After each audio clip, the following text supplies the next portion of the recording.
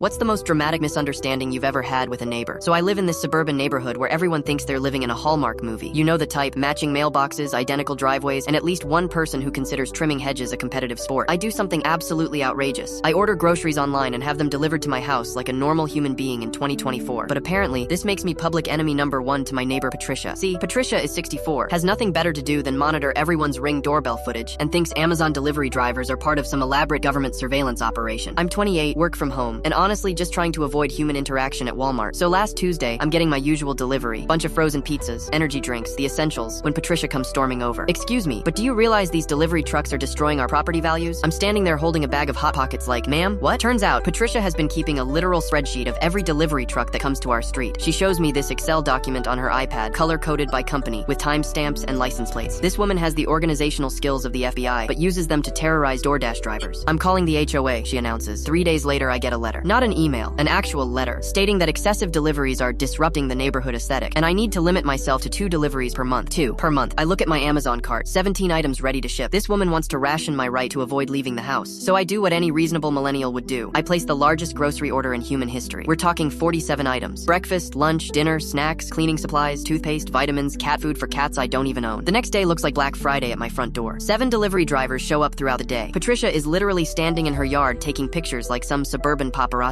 By evening, I've got enough groceries to survive a zombie apocalypse, and Patricia has compiled a PowerPoint presentation about the delivery crisis plaguing Maple Street. She actually calls a neighborhood meeting, shows up with charts and graphs. The woman created a bar graph showing delivery frequency by household. Mine looks like the economic recovery after World War II. This young man, she points at me, is single-handedly destroying our community. So I stand up and say, Patricia, I spend $300 a month on groceries that get delivered to my house instead of driving to the store. This creates 0 traffic issues, and the delivery drivers are literally just doing their jobs. Dead silence. Then Brad, yes, his name is actually Brad. He drives a BMW and thinks protein powder is a personality trait, goes, well, maybe if you got a girlfriend, you'd have a reason to leave the house. And that's when I snapped. The next Monday, I scheduled deliveries from every possible service. Amazon, Walmart, Target, Instacart, DoorDash, Grubhub, even TaskRabbit to deliver a single banana. I turned my street into a delivery truck parade. At one point, there are 4 trucks here simultaneously. Patricia is outside with binoculars like she's birdwatching. But instead of birds, she's documenting crimes against suburbia. The finale. I order a life-size cardboard cutout of Jeff Bezos and have it delivered with signature required. When Patricia signs for it, not knowing what it is, the delivery guy hands her this massive box containing the smiling face of her nemesis. I set it up in my front window. 2 hours later, I get a knock. It's Brad, holding another HOA letter. Dude, the cardboard guy has to go. People are complaining it's creepy. I look at Jeff Bezos' friendly capitalist smile beaming from my window, then back at Brad. You people need therapy, I tell him. He stares. I stare. A delivery truck drives by and honks. He walks off muttering something about property values, and I realize I've won the most ridiculous war in suburban history. That's how I learned that ordering groceries online is apparently the height of social deviancy.